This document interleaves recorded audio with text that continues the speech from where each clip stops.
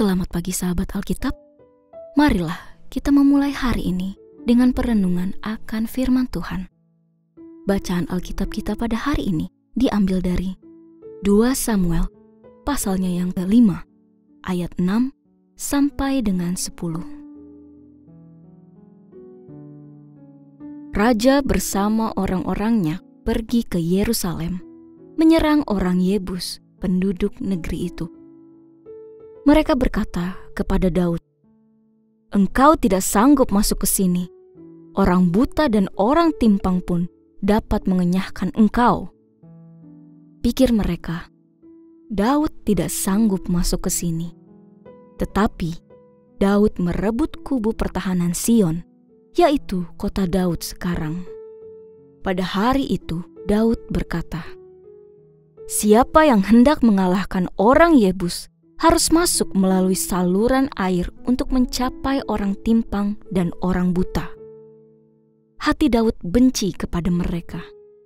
Sebab itu dikatakan, orang buta dan orang timpang tidak boleh masuk bait. Daud menetap di kubu pertahanan itu dan menamainya kota Daud. Ia melakukan pembangunan sekelilingnya, mulai dari Milo ke bagian dalam. Daud semakin berkuasa sebab Tuhan Allah semesta alam beserta dia.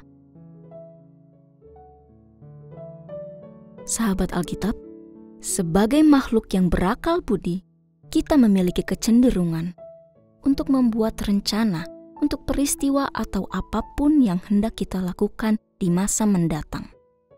Perencanaan yang tepat, cermat, serta matang mendekatkan kita pada tujuan yang diharapkan.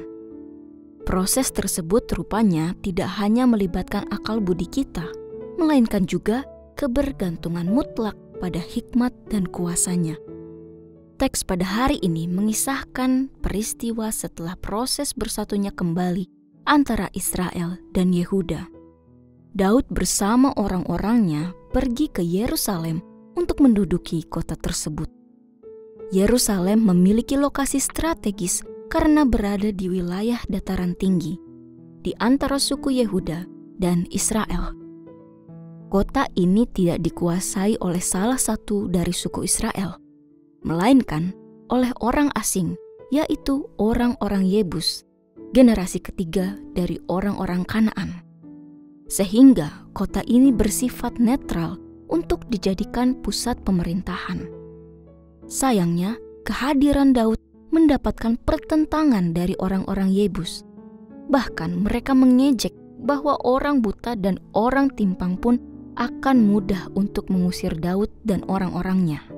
Namun, dengan kelihayan Raja Daud dan penyertaan Tuhan, akhirnya kota Yerusalem dapat dikuasai dalam kondisi baik, bukan dengan menghancurkan kota seperti kebiasaan musuh ketika perang.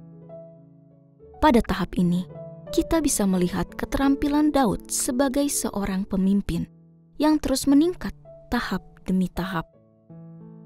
Sahabat Alkitab, marilah kita mengembangkan kecermatan dalam membuat rencana, karena hal tersebut sangatlah penting dalam mencapai tujuan yang efektif dan efisien. Hal inilah yang dapat kita pelajari dari cara Daud menghadapi orang-orang Yebus. Ia tidak mengambil keputusan yang gegabah, melainkan berhasil menganalisis situasi Yerusalem saat itu dan mengidentifikasi kekuatan yang dimiliki. Bandingkan 1 Tawarik 11 ayat 6. Kita pun bisa melakukan hal serupa dalam menghadapi persoalan. Kita diberi kesempatan untuk memilih tindakan apa yang akan kita ambil. Kiranya Tuhan senantiasa menganugerahkan hikmat-Nya bagi kita. Mari kita berdoa. Tuhan Yesus yang baik, berkatilah kami ya Tuhan dengan hikmat-Mu yang tak terhingga saat kami merencanakan langkah-langkah ke depan. Bimbinglah kami ya Tuhan, agar rencana-rencana kami dapat mendekatkan kami pada tujuan yang Engkau tetapkan. Dan jadikanlah setiap tindakan kami sebagai bentuk penghormatan dan kemuliaan bagi nama-Mu. Terima kasih ya Tuhan, di dalam nama Tuhan Yesus kami berdoa. Amin.